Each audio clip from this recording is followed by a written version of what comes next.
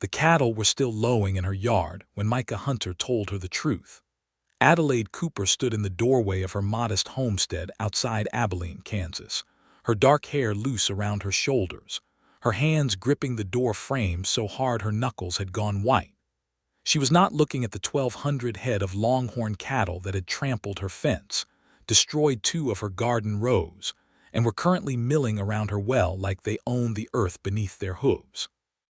She was not looking at the 6 trail-worn cowboys who sat on their horses with their hats in their hands, looking equal parts ashamed and terrified. She was looking at the man who had just told her that her husband, Robert Cooper, had hired this drive 6 months ago and had never told her. "He contracted us out of Laredo in January," Micah said. He had dismounted and was standing in the trampled grass, hat in hand, his face carved by sun and wind in something that looked almost like guilt. "Paid us half up front. Said the other half would be waiting here. Said his wife would handle the business end of things." "His wife," Adelaide repeated, and her voice was so quiet and so even that the man nearest to Micah actually backed his horse up 2 steps. "Yes, ma'am. Robert Cooper has been dead for 4 months." The silence that followed was the kind that has weight to it. The cattle lowed. A horse snorted. Somewhere in the ruins of her garden, a mockingbird called out from a broken fence post as if the world had not just tilted sideways on its axis. Micah Hunter did not flinch. He held her gaze with dark brown eyes that had seen 100 hard miles in the last 3 months and clearly expected to see 100 more before he was done. "I did not know that, ma'am. I am genuinely sorry for your loss, and I am sorry for arriving here like this, and I am deeply sorry for the state of your property." "You are sorry," she said. "Yes, ma'am. You drove 1,200 cattle from Laredo, Texas, to my doorstep in Abilene, Kansas, and you are sorry." "We drove 1,143 head to your doorstep," he corrected, and something in the careful precision of that number made her look at him differently just for a moment. "We lost 57 on the trail. Stampede, river crossing, 1 illness. I kept full accounts. I always keep full accounts." Adelaide looked at this man, this tall, road-battered, stubbornly honest man standing in the wreckage of her afternoon, and she made the first of many decisions that would change the course of her life. "You had better come inside," she said. "And somebody had better catch those cattle before they drink my well dry." That was how it began. To understand how a drive that nearly broke every man who rode it ended at the doorstep of a widow in Abilene, you had to go back to January of 1876, and you had to understand what kind of man Robert Cooper had been. Robert Cooper had been charming the way a spring flood was charming, all rush and sparkle and terrible force. Adelaide had married him at 22 in St. Louis, Missouri, where she had grown up the daughter of a Methodist minister. She had been sensible, Robert had been electric, and the combination had seemed, at the time, like something that might balance out into something lasting. Instead, it had balanced out into 4 years of making excuses, managing debts, and watching a man pour their savings into schemes that glittered and dissolved. The ranch outside Abilene had been the last scheme. Robert had come home in the autumn of 1875 with a deed in his hand and a story about Texas longhorns and the cattle markets opening up along the rail lines, and he had told her, with absolute conviction, that this was the one that would stick. He had ridden to Laredo in December and come back in January saying he had contracted a trail outfit to bring cattle north in the spring. He had not told her the name of the outfit, or the amount, or the arrangement. 2 months after that conversation, Robert Cooper had ridden out to check the fence line on a Tuesday morning and had not come back. His horse had returned on Wednesday. They found Robert on Thursday at the bottom of a dry ravine where his horse had thrown him. A broken neck. Painless and instant, the doctor had said, as though that were somehow comforting. Adelaide had buried her husband, paid his outstanding debts with most of what remained in the bank, and settled in to figure out what came next. She was 26 years old, alone, and in possession of a ranch that had no cattle on it and land that she barely knew how to work. She had a milk cow, a vegetable garden, and a fierce, quiet determination to make something of herself in a place that was not always kind to women who were alone. She had not been expecting 1,200 cattle and a trail boss named Micah Hunter. The drive itself, the one that had brought those cattle to her door, had already become something of a legend among the cattle outfits working the trails between Texas and Kansas. People who heard about it later called it the roughest drive in a decade, and they were not exaggerating. Micah Hunter had been running cattle drives for 8 years, since he was 20 years old, and had signed on as a wrangler for a Shawnee Trail outfit out of San Antonio. He had worked his way up to trail boss by the time he was 24, which was young, but not as remarkable as the fact that he had done it with a reputation for being meticulous, fair, and absolutely unmovable under pressure. The men who rode for him were loyal in the way that men become loyal to someone they trust with their lives, which in cattle driving was not a metaphor. He had signed the Laredo contract in January because the terms were good and the herd was solid. Robert Cooper had shown him strong animals, clean papers, and a generous deposit. The plan had been to trail the cattle north through Indian Territory, cross into Kansas, and deliver to Abilene by early July when the market prices would be at their seasonal peak. What had actually happened was this. They had made good time through Texas, crossing the Red River in late April when the water was high but manageable. The trouble started in Indian Territory, which was not a surprise to anyone who had driven cattle before.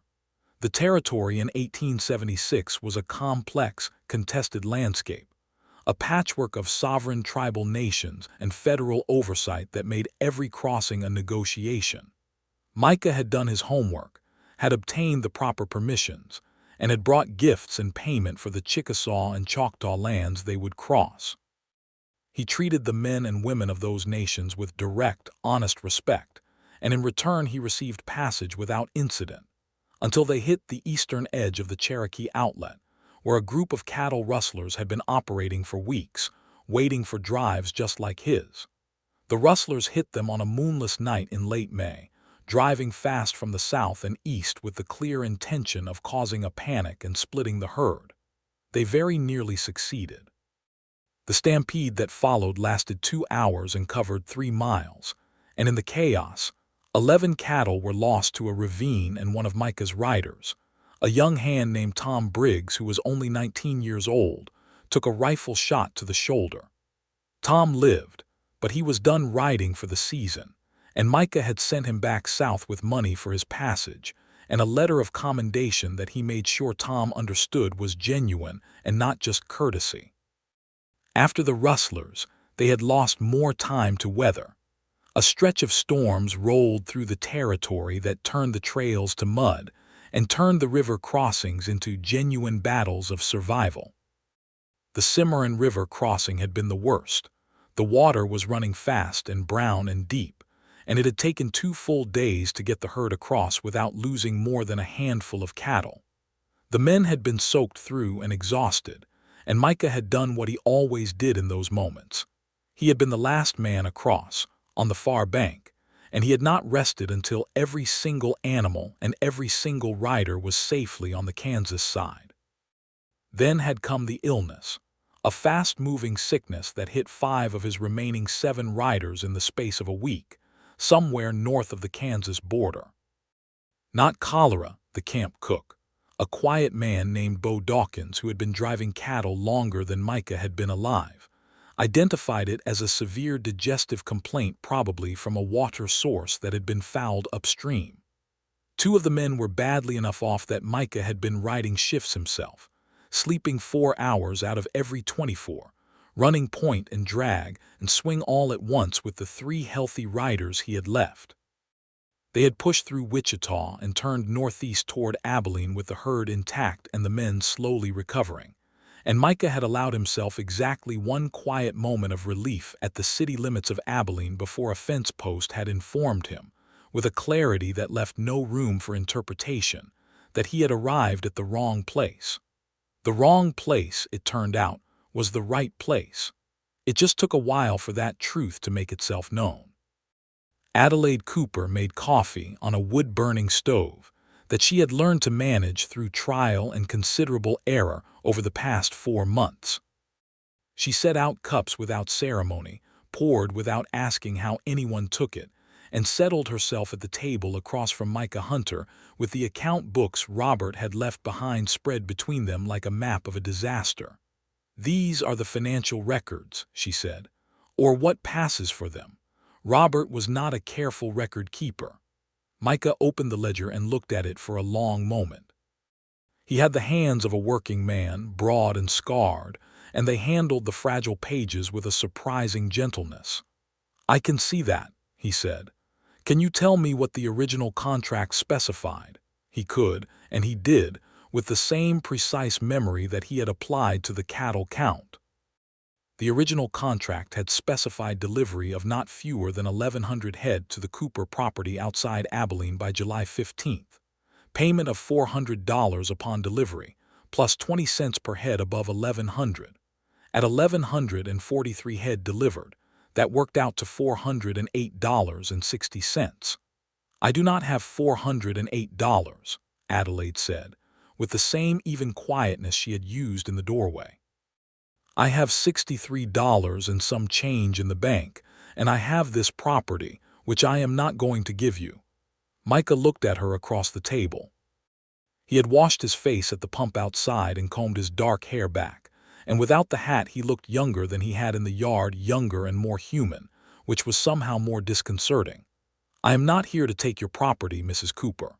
"What are you here for then?" He was quiet for a moment, and she had the distinct impression that he was choosing his words with the same care he had applied to the account books.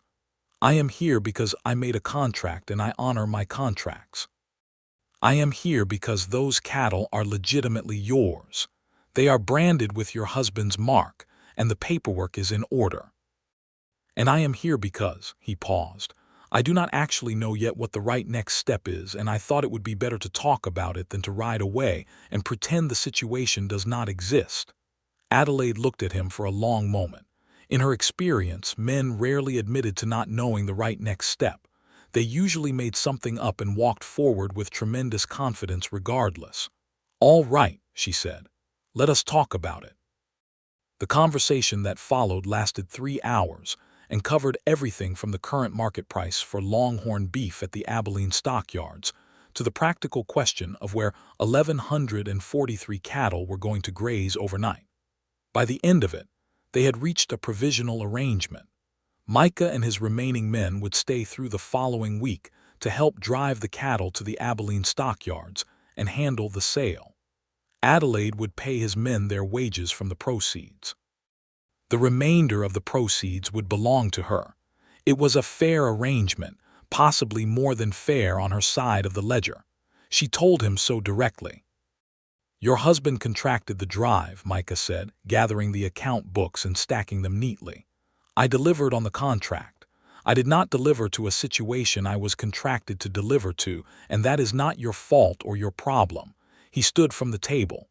"My men are good workers and they deserve their wages. Everything else is between you and your conscience." He said it without judgment, which was somehow the thing that struck her most. In 4 months of widowhood, she had received more judgment than she could categorize, from neighbors who thought she should sell and move back east, from the bank manager who had spoken to her slowly and with great condescension, from the women at the Methodist church who had opinions about everything and voiced them with tremendous enthusiasm. Micah Hunter had delivered a piece of hard business news, agreed to help her, and had not told her once what she ought to do or feel. It was, she thought, rather remarkable. The following morning was a chaos of movement and noise that Adelaide found, to her considerable surprise, bracing rather than overwhelming. Micah's men, whose names she learned over breakfast, were Bo Dawkins the cook, a wiry Tejano cowboy named Esperanza who went by Speedy despite being broadly opposed to unnecessary hurrying, a massive quiet man from Georgia named Harlan who had never in Adelaide's hearing used more than 6 words consecutively, and 2 brothers from Oklahoma Territory named Cal and Pete Withers who finished each other's sentences and argued constantly. were competent and methodical in a way that she found deeply reassuring. Micah himself was the axis around which all of it turned. She watched him from the porch as he organized the gather, moving among the cattle and the men with an economy of motion that she found herself returning to, the way you return to a view that keeps surprising you.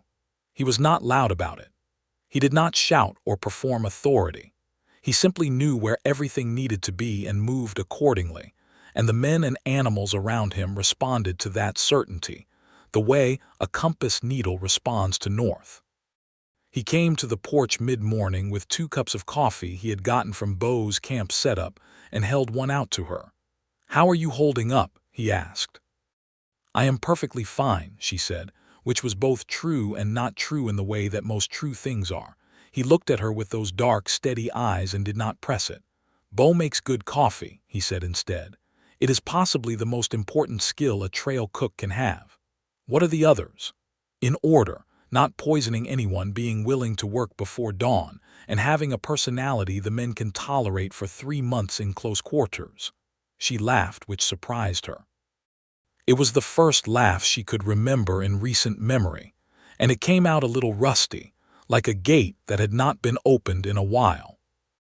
Micah Hunter looked at her when she laughed with an expression she did not quite know what to do with, something warm and a little arrested, as though the sound had caught him off guard.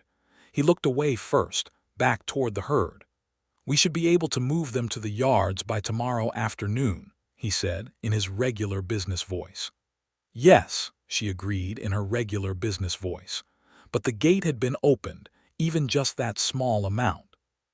The drive to the Abilene stockyards took the better part of 2 days rather than 1, because 1,100 cattle moving through the outskirts of a growing Kansas cattle town required coordination and patience, and the occasional breathless moment where everything almost went sideways before Micah, or one of the others turned it right again. Adelaide rode alongside on her bay horse, a reliable animal named Missouri who had come with the property, and had more good sense than most people she had met in Abilene. She had ridden since childhood and did not need help managing herself on horseback, which she could tell Micah noted and approved of without making a production of it. At the stockyards, she let Micah do the talking with the buyers, because he knew prices and she did not, and because watching him negotiate was an education in itself.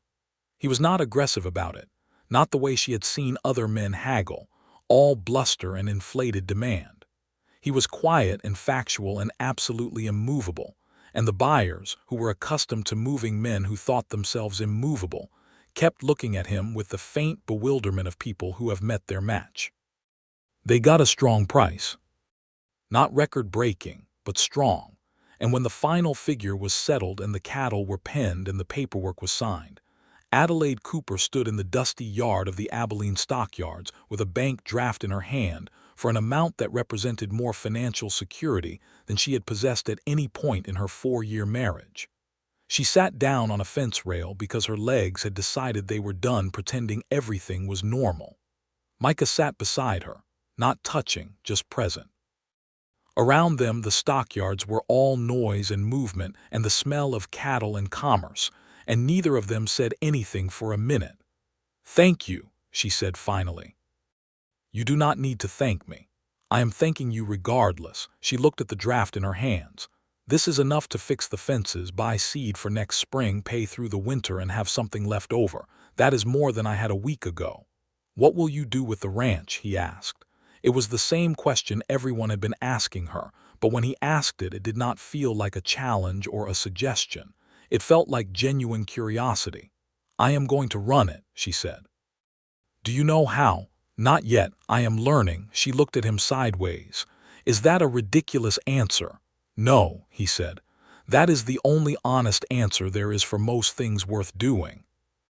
She met his gaze and held it for a moment, and something passed between them that was neither the business arrangement they had been operating under nor the careful politeness of 2 strangers in an awkward situation. It was something simpler and more complicated than both of those things, and she was not ready to name it, and she did not think he was either, but they were both aware of it. "How long before you head back south?" she asked. "I was planning to leave Friday," he said. "The men need to get back to their people, and I have to settle accounts with a cattle broker in Wichita before the season closes." Friday was 3 days away. Adelaide Cooper noted this fact in some quiet part of herself and moved on. "Of course," she said. In the evening of the day after the sale, Adelaide cooked dinner for 7 people for the first time in her adult life, which went better than expected because Bo Dawkins wandered into her kitchen of his own accord and quietly managed the more technical aspects of the operation while allowing her to believe she was in charge. The men ate at the long table she pulled from the barn. Her dining table was not remotely large enough, and the conversation was the most human and connected Adelaide had felt in months. The Withers brothers argued about the best route through the Cherokee Outlet. Harlan ate 2 full plates and said, with great deliberation, "Good supper." Speedy told 3 stories that may or may not have been true about a cantina in Laredo, and Bo pretended to be scandalized while clearly having heard all of them before. Micah sat at the far end of the table and watched his men with the quiet, contented attention of a man who is exactly where he is supposed to be. After dinner, Adelaide washed dishes and Micah came to dry them, which was not something she had anticipated or asked for. They worked in the kitchen in a comfortable near silence, the oil lamp casting warm light over the work, the sound of the other men carrying in from outside where they had settled around the campfire. "Can I ask you something personal?" she said. "You can ask. Do you like this life, the driving?" He considered this, drying a plate with the same careful attention he applied to everything. "I like being good at something," he said, "and I am good at this. I like the men who do it, and the landscape it takes you through, and the sense of having started somewhere and arrived somewhere else. I am less certain about what happens at the end of a drive when everyone goes back to their separate lives and the thing you built together dissolves." She turned to look at him. It was more honesty than she had been expecting. "What do you go back to?" "A room in a boarding house in Laredo, some books, an older sister who writes me letters reminding me that I am wasting my life and should get married. She sounds sensible." "She is insufferable," he said, but warmly. "Her name is Clara. She has 3 children and a husband who raises horses, and she is insufferably happy about it." He glanced at Adelaide with the ghost of a smile. "She would like you, I think." "You do not know me well enough to say that. I know you well enough to say that you are honest and capable and not frightened of things that ought to frighten you," he said. "Clara respects those qualities." Adelaide turned back to the dishes. Her heart was doing something that she did not have the energy to examine closely. "I was frightened," she said. "When you arrived, I was more frightened than I showed." "I know," he said. "Was that obvious?" "No, but the doorframe had grip marks in it. I noticed after." She laughed again, and this time it came more easily. "That is very observant of you. Occupational habit. You have to notice small things on a drive. The way an animal holds its weight, the way the sky changes in the west, the way a man's hands move when he is not telling you the complete truth." He paused. "Your hands are always very still when you are not telling the complete truth, except for the thing with the doorframe." Adelaide set down the last dish and turned to face him fully. The kitchen was small and the lamp was warm and he was closer than she had registered. "And what have I not been telling the complete truth about?" He looked at her for a long moment and she could see him weighing something, deciding something. "How frightened you still are," he said quietly. "Not of cattle or of business, of being alone here. Of the whole of this." The accuracy of it hit her like a hand pressed flat against her sternum. "You are very direct," she said. "I try to be." He held her gaze. "I find it saves time." "It does," she agreed softly. "It does save time." The moment hung between them, full and serious and edged with something that neither of them acted on, and then she stepped back and he did too, and the evening went on the way evenings do, carrying them gently forward. Thursday morning, one day before he was planning to leave, Micah came to her with a problem. The problem was that, while settling accounts with his men and reviewing the final figures, He had discovered that the advance Robert Cooper had paid in Laredo had been significantly less than the contract had stipulated. Robert, characteristically, had underpaid and had apparently expected to make it up on delivery.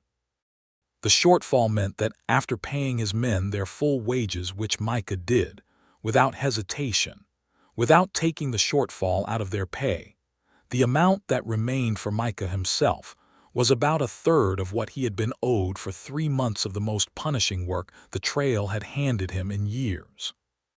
He told Adelaide this in the same calm, factual tone he told her everything, and he told her it not because he was expecting her to do anything about it, but because he believed she should know. "Robert underpaid you," she said. "Yes." "By how much?" He told her the figure. It was a significant amount. Adelaide felt the familiar hot shame that she had spent 4 years managing whenever Robert's shortcuts and deceptions came to light. It was never her fault, she knew that reasonably, but it lived in her chest as though it were. "I can give you some of the proceeds," she said. "It is your money correctly considered." "It is not," he said. "The proceeds from the sale are yours. They came from your cattle, sold from your property." "The cattle were contracted with money that did not belong to me and a commitment I did not make," she said. "Micah." It was the first time she had used his given name, and both of them were aware of it, though neither acknowledged it. "You kept my husband's contract. You drove those cattle through a stampede and a river crossing and illness and God knows what else, and you delivered them to my door, and then you helped me sell them at a fair price. The least the world owes you is what you were contracted to receive." There was a long, still moment. "That is very generous," he said. "It is not generous, it is right." He accepted it then because it was right, and she could see that the acceptance cost him something, not the money but the admission that the fairness of the world sometimes required help from strangers. It was not a small thing for a man of his particular kind of pride to accept, and she respected him for doing it without elaborate resistance. "Thank you," he said. And then, simply, "Adelaide." She looked at him.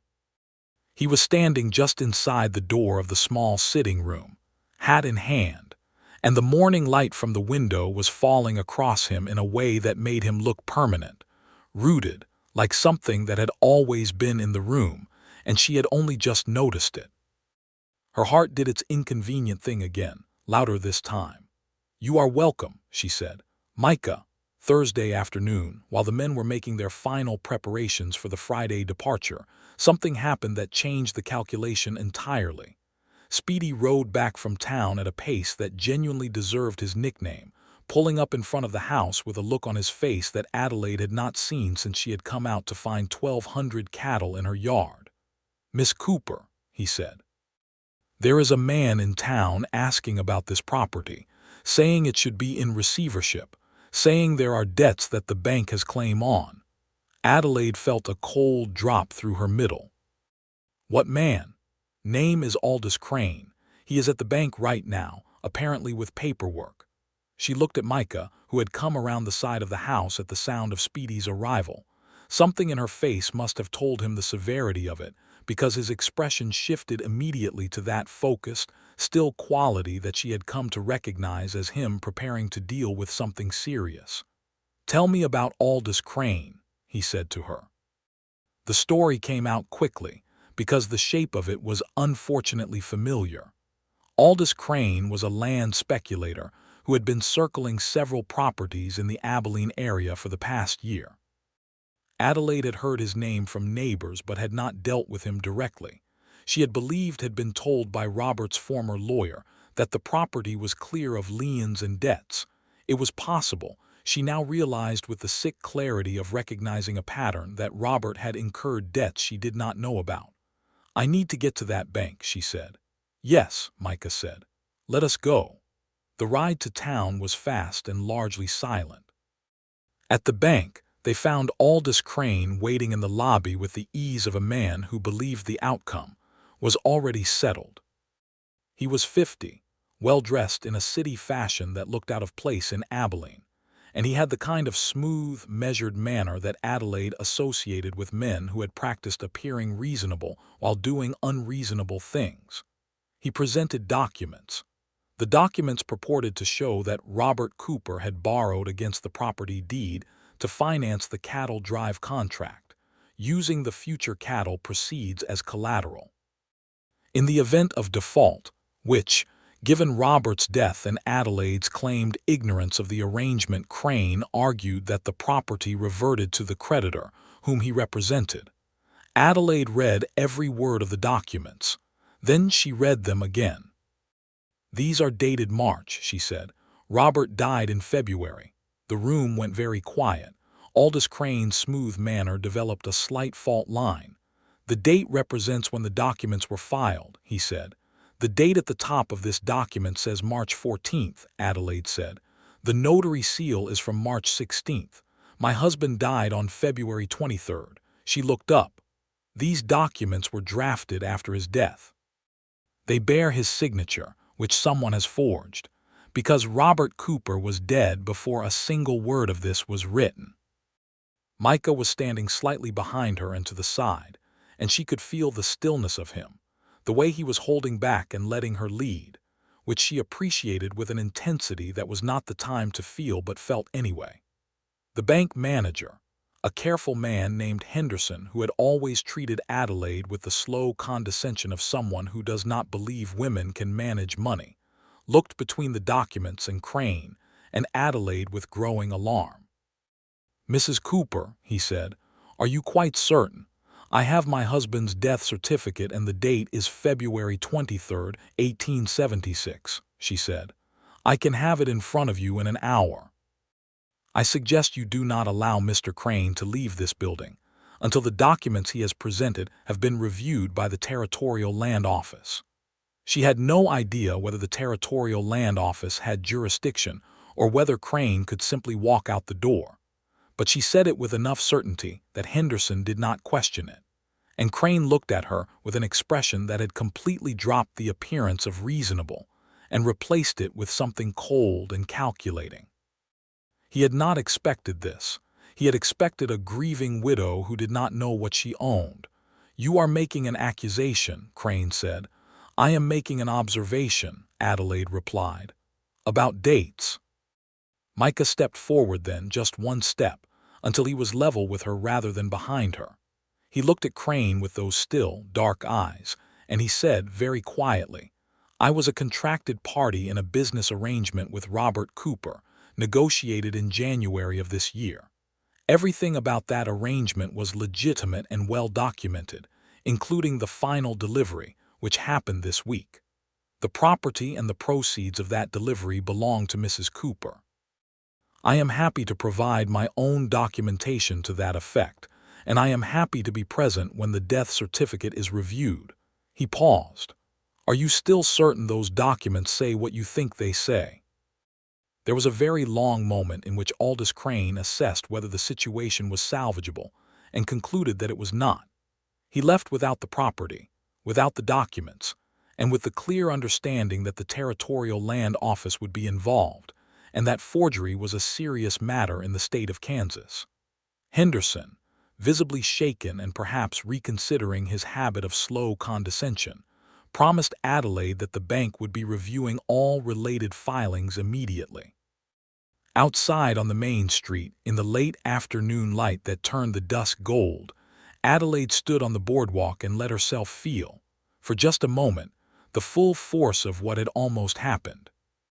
Micah stood beside her. "You caught it," he said. "I read everything carefully. Robert taught me that ironically by never doing it himself. Are you all right?" She turned to look at him, and the question was the same question he had asked her before, but it felt different now, more layered, more personal. "I do not know yet," she said honestly. "Ask me tomorrow." "I will be leaving tomorrow," he said. The words landed with an unmistakable weight.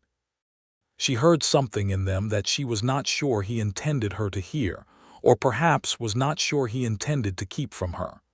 "I know," she said. They rode back to the property in a silence that was full of all the things that had not been said, and the light went long and golden around them, and the Kansas sky performed its evening ritual of turning every color at once before settling into dark.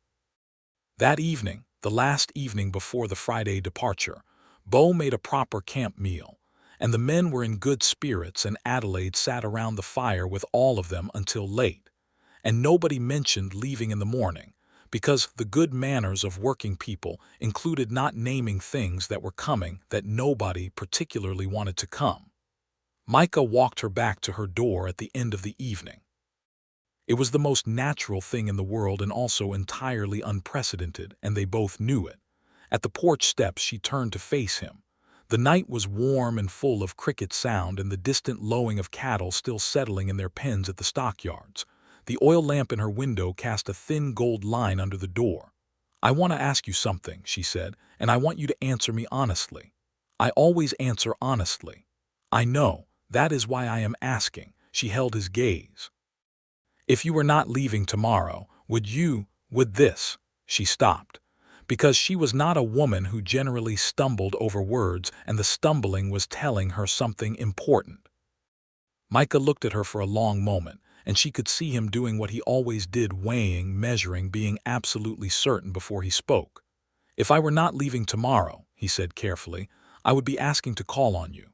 Formally, if that is how you prefer it, or whatever other form you are comfortable with." His voice was steady, but something in it was also very slightly not steady. "I would be asking if I could come back." Her heart was not inconvenient anymore. It was simply, openly, very present. "What if I asked you to come back anyway," she said, "after Wichita, after you have settled what you need to settle? What if I asked you to come back here and she managed the rest of it, and see what there is to see?" He did not answer immediately, and she loved him for that later, for not making it easy or quick, for taking the weight of it seriously. "I would come back," he said, "if you are asking." "I am asking," she said. There was a moment then, brief and perfect and not resolved into anything more, because they were both people who understood the value of things building properly, where his hand found hers in the dark. Just that. His hand, warm and calloused and careful, holding hers for a few seconds and then releasing it. "I will come back," he said. "I give you my word." She had learned not to put too much weight on the words of men who gave them easily. But Micah Hunter was not a man who gave words easily. He was a man who weighed them first. "Good night, then," she said. "Good night, Adelaide." She went inside and stood with her back against the closed door and held her own hand where his had been. And in the morning she stood on the porch and watched them all ride out, Bo and Speedy and Quiet Harlan, and the Withers brothers, who argued about something even at 7 in the morning, and Micah Hunter, who turned at the end of the fence line and looked back at her, and touched the brim of his hat. She pressed her hand flat against her sternum, against the gatepost of her chest that had been opened, and watched the dust settle where they had been. The weeks that followed were a study in what it meant to build a life from reasonable materials. Adelaide threw herself into the work of the ranch with a thoroughness that had a dual purpose: the practical work of establishing a viable operation, and the management of a feeling that she was not ready to trust yet, but that kept arriving, unbidden, every morning when she woke up. She hired a farmhand named Daniel, who was 53 and had been working Abilene area properties for 20 years, and who communicated primarily in grunts that she learned to distinguish from each other with the concentration of a translator. She mended fences. She planted a second vegetable garden. She introduced herself to the neighboring ranchers as the proprietor of the Cooper property, not the widow, not the woman who was holding things together until something else happened, the proprietor, the person responsible, the one who was here and intended to stay. Some of the neighbors received this with acceptance. Some received it with the polite skepticism of people who had not yet been given a reason to update their assumptions. She gave them reasons, steadily, week by week. She heard from her former brother-in-law in St. Louis, who wrote to say that some of Robert's Eastern creditors had surfaced and were inquiring about the property, and she wrote back with the bank draft details and the clear statement that the property was unencumbered and that any claims would be addressed through the appropriate channels. She had become, through necessity, very comfortable with the appropriate channels. She did not hear from Micah Hunter for 3 weeks, and in the third week, sitting at the table after dinner with the lamp lit and the crickets at their chorus, she acknowledged to herself that she was waiting, that the waiting had a shape and a weight, that she had not been this aware of another person's absence since she could clearly remember. The letter, when it came, was not long. It was written in a precise, compact hand on standard paper from Wichita, dated 2 weeks after he had left. Adelaide, I am writing to tell you that the Wichita business is concluded, and that I am intending to return to Laredo to settle some matters there before coming back to Abilene. I expect this will take several weeks. I want you to know that I meant what I said.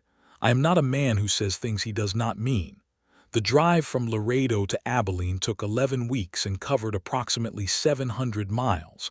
I find myself thinking about the last day of it more than the first 10 weeks combined. I expect you know what I am referring to. I hope the ranch is well. I hope you are well. If it would not be presumptuous, I would appreciate a reply at the return address noted below.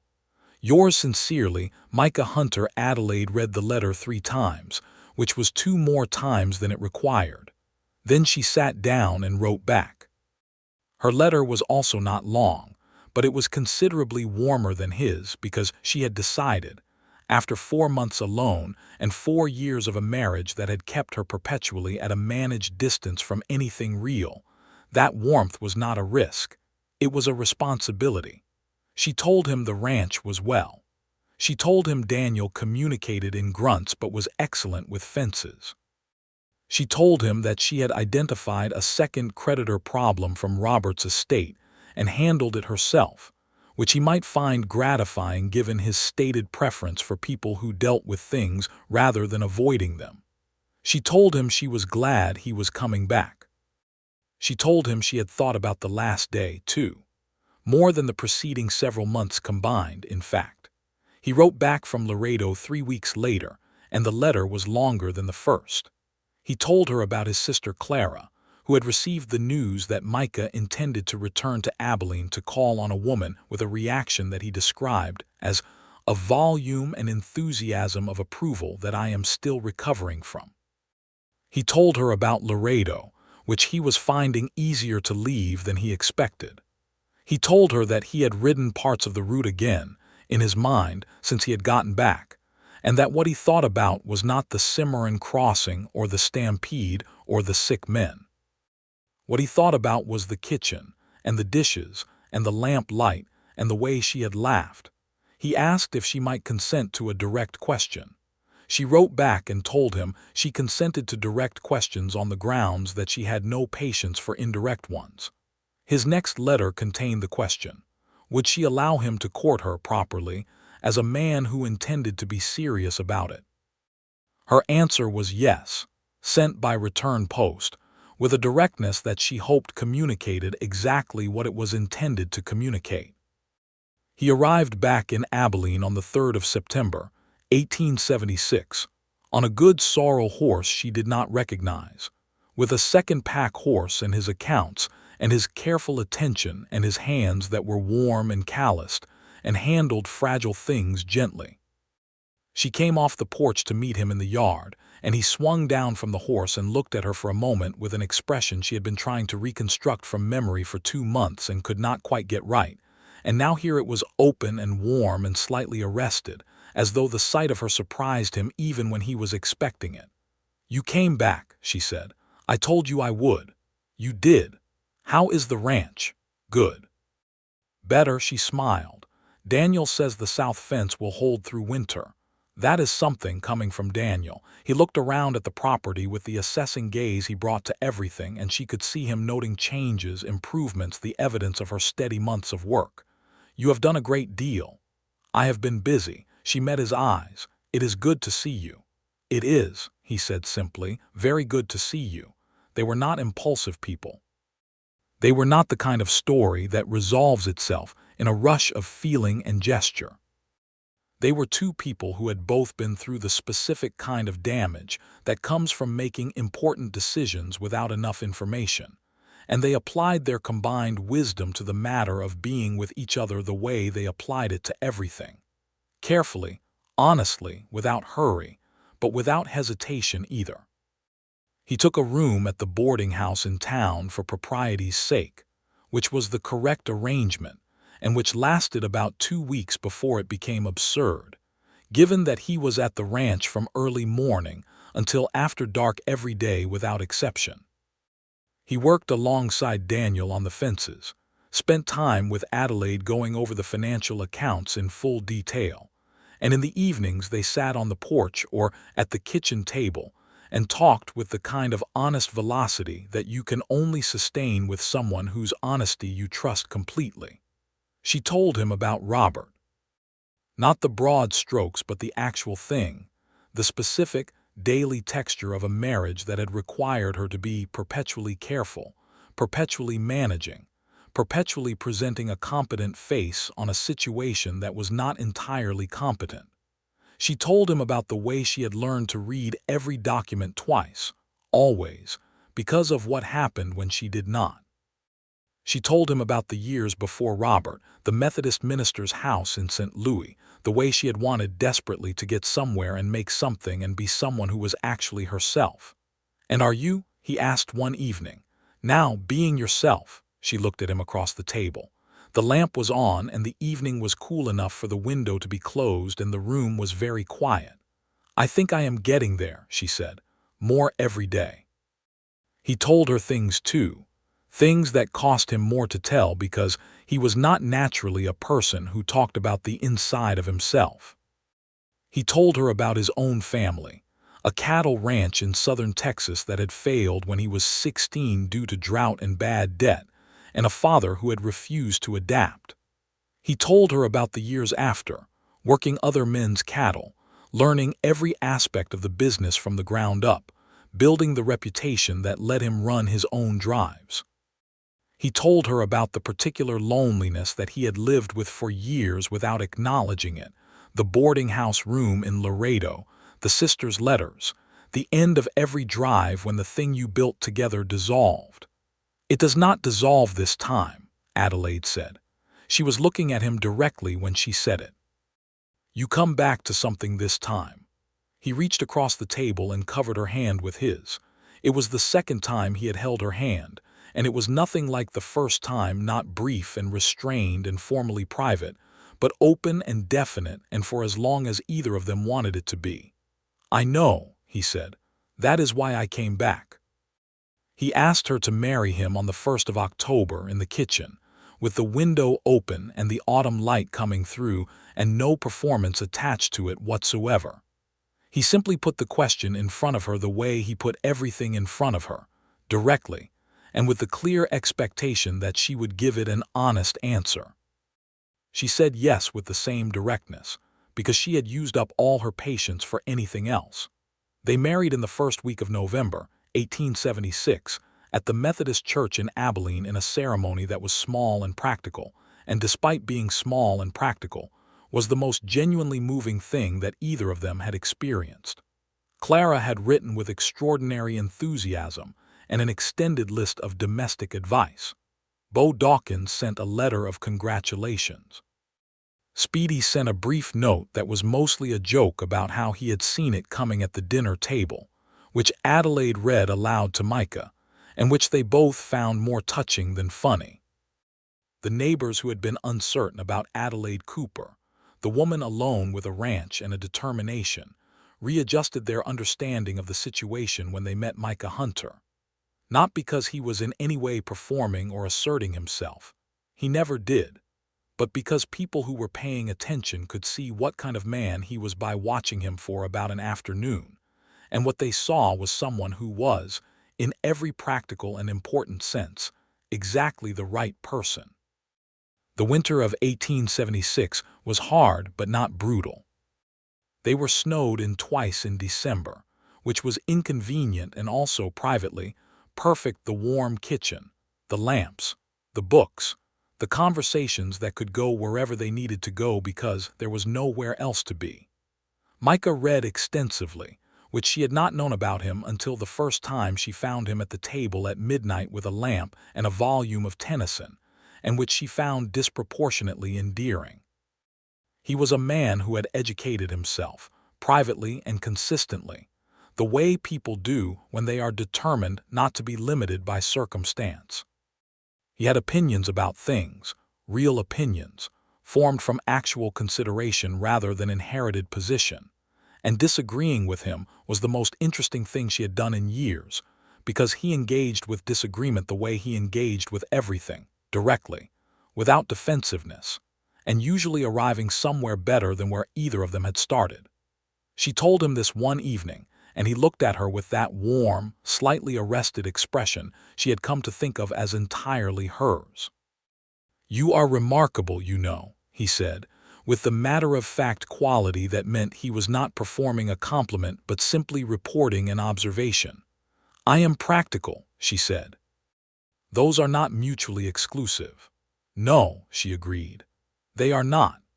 In the spring of 1877, they began in earnest the work of turning the Cooper property, which became the Hunter property, though Adelaide kept Cooper in her name professionally because people in Abilene knew it and she had earned the reputation that went with it, into a functioning cattle ranch.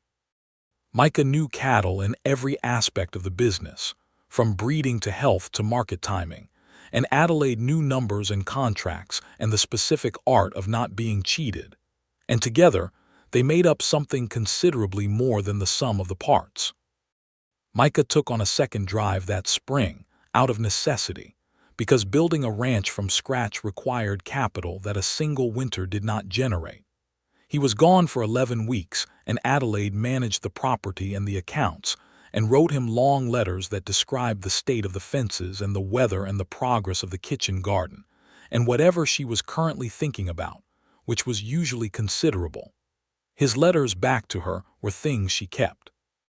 She kept all of them in a box under the bed, and she read them regularly not because she needed to refresh her memory but because they were good and honest and entirely his, and having them was a form of having him.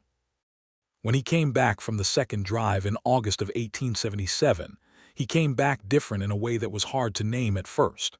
Not distant or changed in his feelings, those were unmistakably intact but quieter about something, more settled, as though the 11 weeks away had clarified something he had been working out. "I am done with long drives," he told her the first night, at the kitchen table with the lamp on, their standard confessional setup. "One more season maybe to build the capital we need, and then I am here." She looked at him carefully. "Is this about me asking you to stay, or is this what you want?" "Both," he said without hesitation. "They are the same thing. I want to be here, I want this. The drives were how I got here and I am glad for them, but this," he looked around the kitchen at her, at the whole of it. "This is what the rest of my life looks like. I want to be present for it." She reached across the table and held his hand. It was a gesture she had made hundreds of times in a year, and it still felt important every time, a small act of deliberate reaching. "Then be here," she said. "That is all I want." He was. The news that they were expecting their first child came in the early spring of 1878, announced by Adelaide in her characteristic manner, directly, across the breakfast table, without preamble. Micah's response was a silence that lasted long enough to concern her briefly, and then resolved into an expression of such complete, unguarded joy that she found herself having to look down at her coffee cup so she could get herself under control. He came around the table and crouched beside her chair and held her hands and looked at her with everything he had and said, simply, "Are you well? Are you happy?" "I am both," she said. "Then I am both," he said. He wrote to Clara that same day. Clara's reply, which arrived 2 weeks later, was 12 pages long and contained more child-rearing advice than Adelaide had known existed in the English language. They both read it with great affection. Adelaide incorporated approximately 40% of it. Micah declared this an excellent batting average. The third drive that year, the one he had designated as his last long haul, was shortened when one of his most trusted men, Speedy, showed up in Abilene in May needing a job. It transpired that the drive's other backer had pulled out, and Micah restructured the entire operation around a shorter run northern Texas to the Kansas border, less than half the distance, enough cattle to generate what they needed without 700 miles of trail time.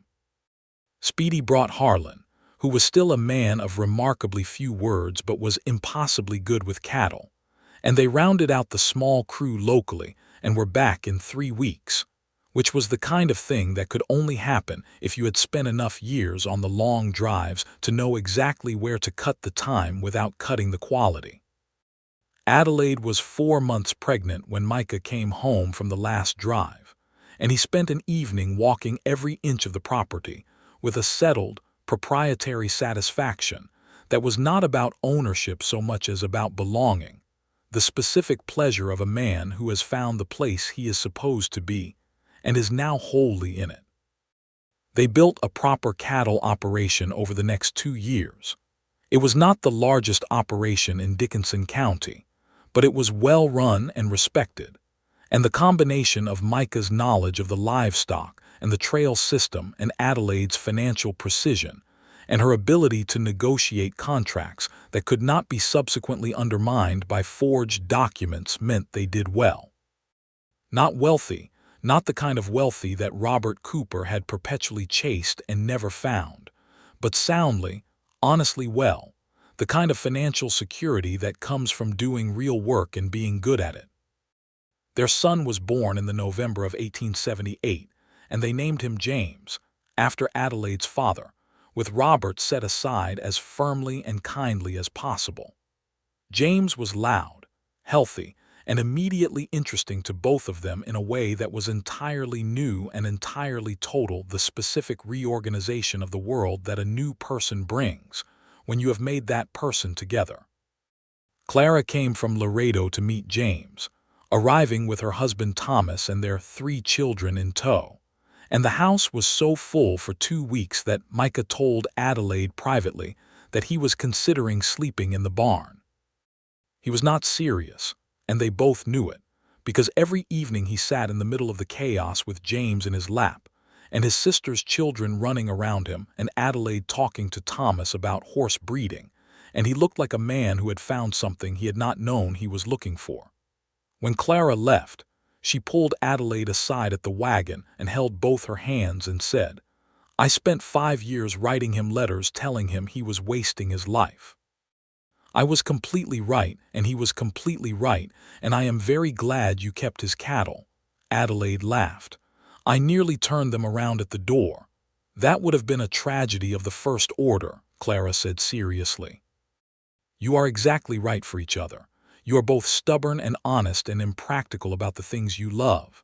He is very practical. About cattle and contracts, yes. About people." Clara shook her head fondly. "He is absolutely impractical.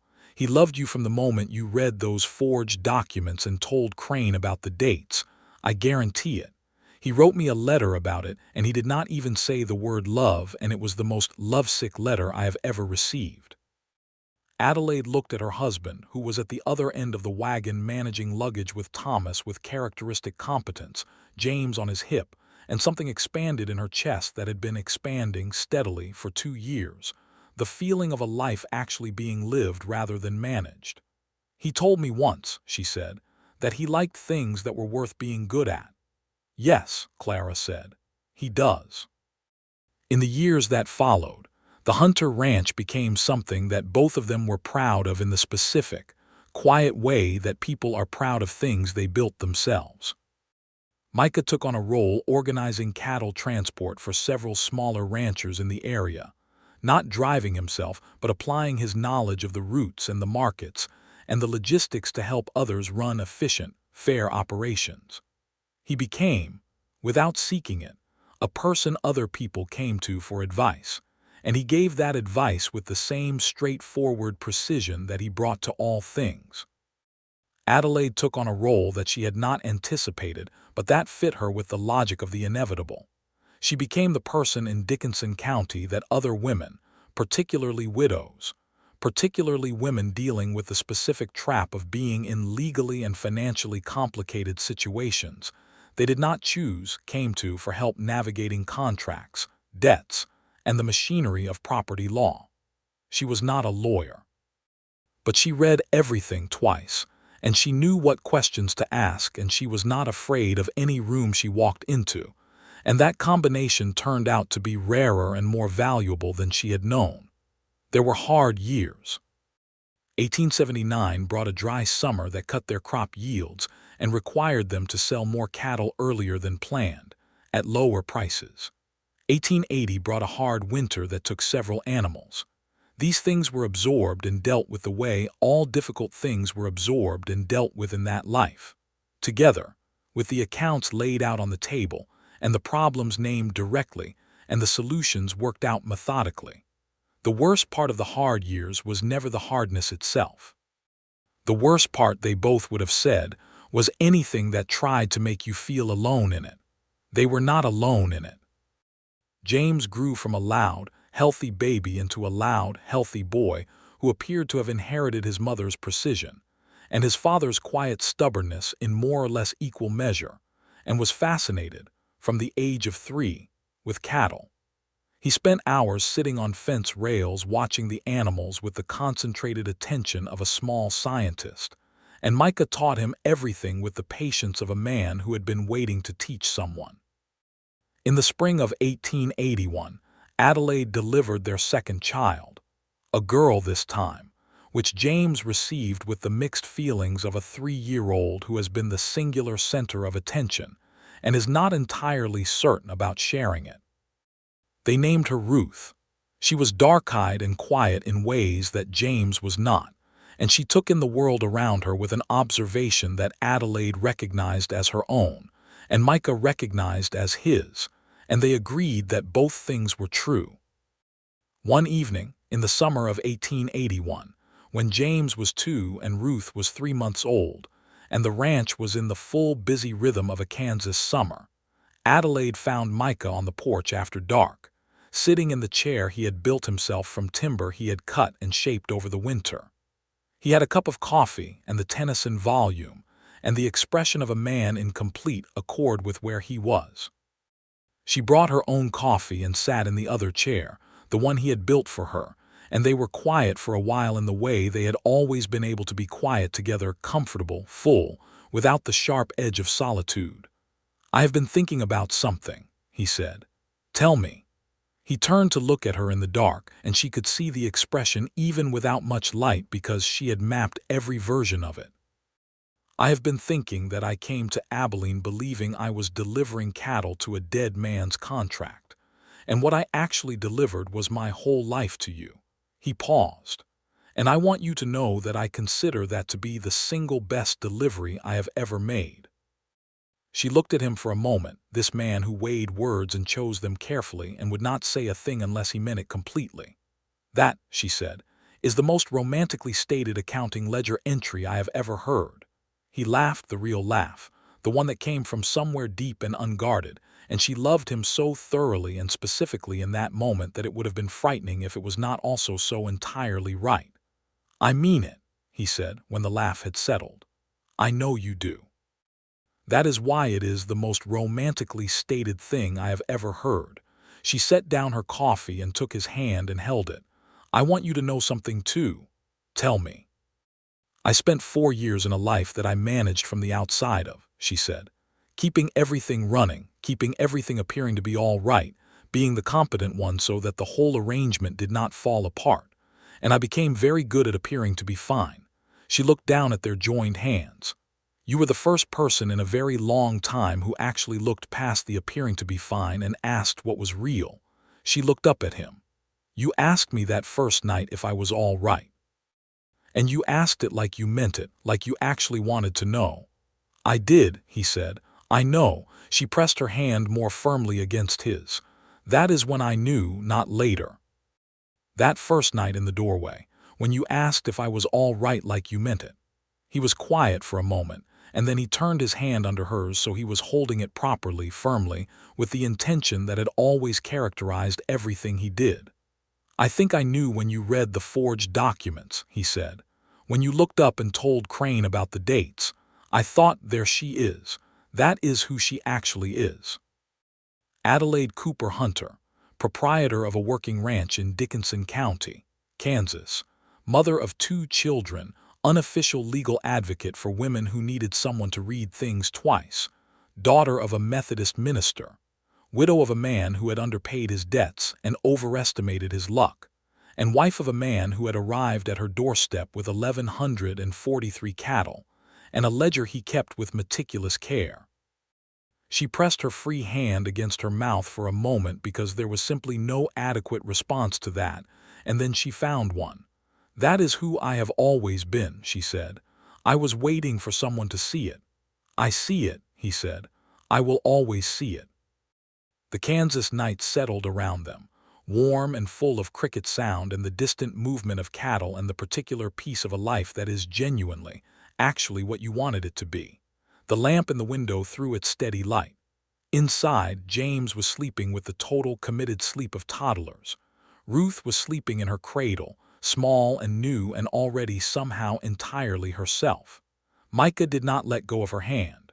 She did not let go of his.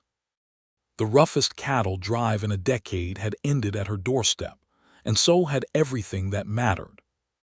The man who had driven it had arrived with accounts and contracts, and 1,143 head of longhorn cattle, and a heart that he kept as carefully as he kept everything.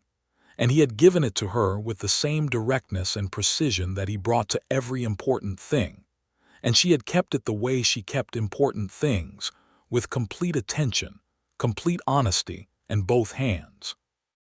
In the years after, when people asked how they had met, Micah would say that he had been delivering cattle, and the address had turned out to be correct after all, in every way that mattered. Adelaide would say that a man had arrived at her door with a problem, and they had solved it together, and then discovered that the most important thing was that neither of them particularly wanted to go back to where they had come from. Both versions were true. The truth, as with most true things, was larger than either version and held them both.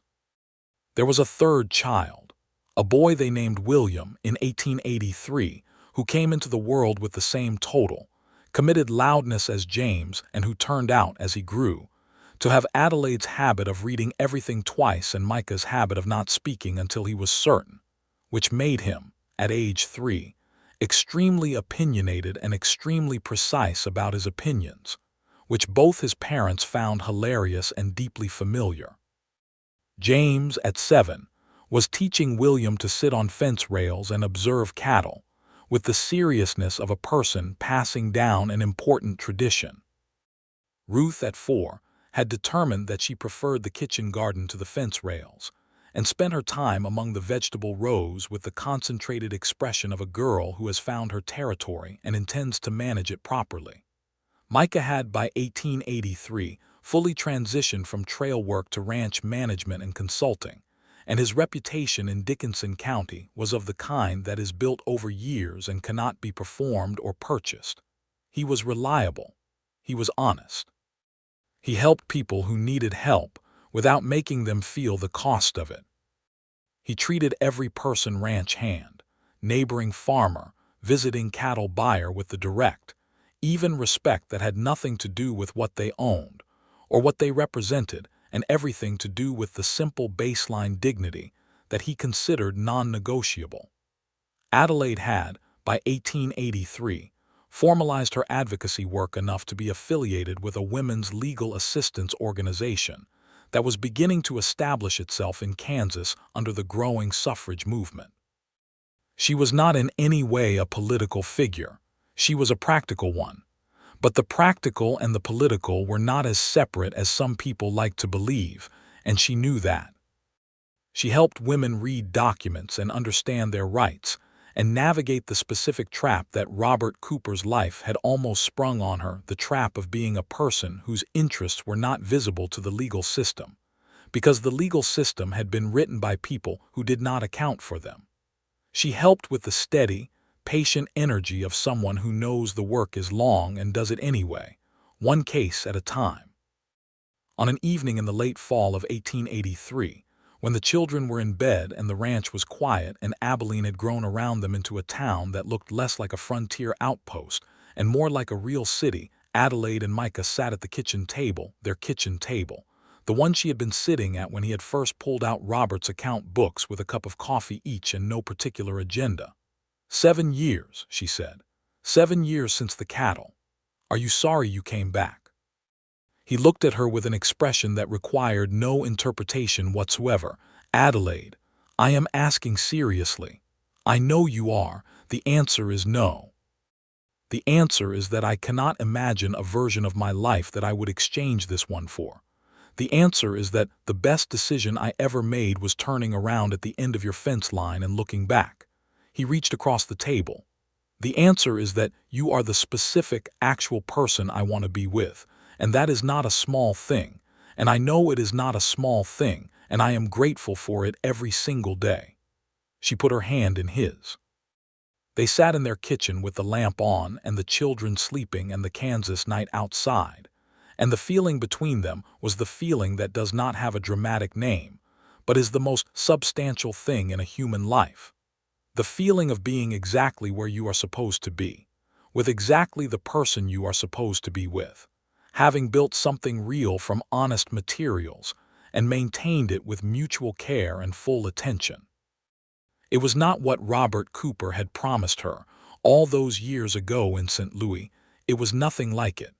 It was not a scheme that glittered and dissolved. It was not electric and fleeting and constantly requiring management. It was steady and deep and clear, the way good water is clear, and it replenished rather than depleted, and it was entirely, in every sense, enough. More than enough. It was everything. The mockingbird that had called from the broken fence post on the morning Micah Hunter arrived with 1,143 cattle had long since moved on to other territories.